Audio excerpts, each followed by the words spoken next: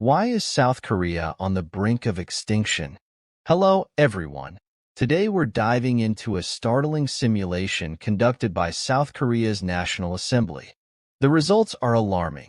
South Korea's current population of 51.7 million people is projected to drop to just 20 million by the end of this century. By 2413, Busan, the country's second-largest city, is expected to be completely deserted.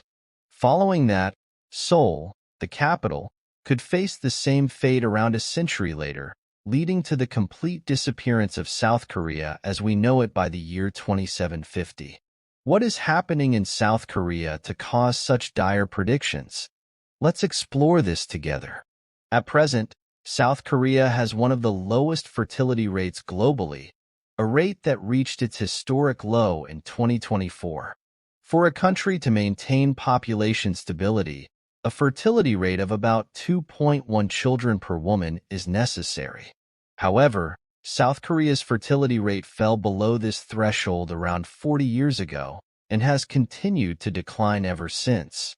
By 2013, it had dropped to 1.18, and by 2019, it reached a shocking 0.9. Making South Korea the first country in history to record a fertility rate of less than one child per woman. This means that out of every 10 women, 9 will have one child, and 1 will have none. Currently, the fertility rate stands at 0.68, meaning that for every 200 people of childbearing age, only 68 children are being born. If this trend continues, the Generation 3 cycles from now will be just 4% of the current population. To grasp the magnitude of this issue, let's compare it to other regions. In 1800, women in the United States had about 6 children on average. Over 170 years, this rate dropped to 2.1 by the 1970s. In South Korea, however, the drop from 6 children to less than 1 happened in just 60 years.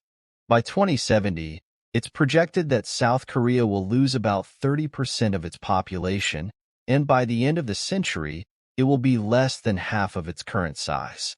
The problem is compounded by the aging population.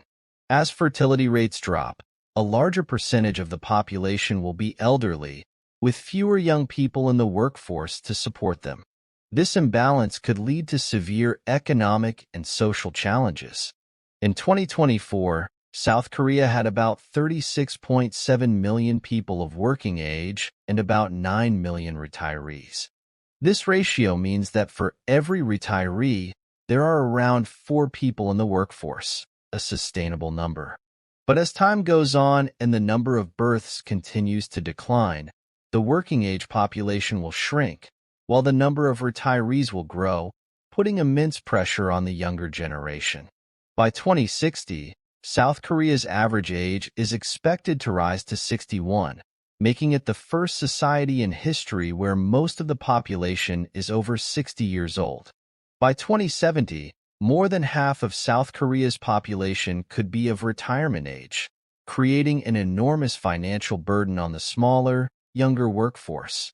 This could lead to a vicious cycle where people choose not to have children in order to maintain a decent standard of living, further exacerbating the population decline.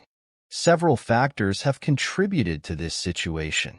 In the 1960s, South Korea was predominantly rural, with only 28% of the population living in cities. However, over just 40 years, South Korea became one of the most urbanized countries in the world, with 80% of its population living in cities. The country's mountainous terrain limits the available space for building, leading to overcrowded cities. Many people began to believe that having fewer children would be economically beneficial, allowing them to lead a better life with their earnings. Another significant factor is the high participation of women in the workforce, with an average of 1,900 working hours per year, the highest among developed countries. The social pressures and competitiveness in the job market have led many women to fear taking maternity leave, as it could negatively impact their career prospects. Without affordable childcare, paid maternity leave, or flexibility in work schedules, many women have chosen to forego having children altogether. Living costs in South Korea, especially housing, are extremely high.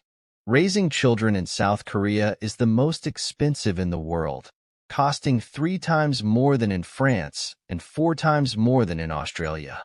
This financial burden stems from the intense competition in Korean society. In the 1960s, the government implemented an economic strategy to develop the country by supporting large companies like Samsung, Hyundai, LG, and Kia. To supply these companies with skilled workers, the government heavily invested in education. However, the high cost of education has placed enormous pressure on families to provide their children with the best possible opportunities, leading to a decrease in birth rates. The intense competition to secure a job in prestigious companies has driven families to invest heavily in their children's education, but this has also discouraged many from having more than one child.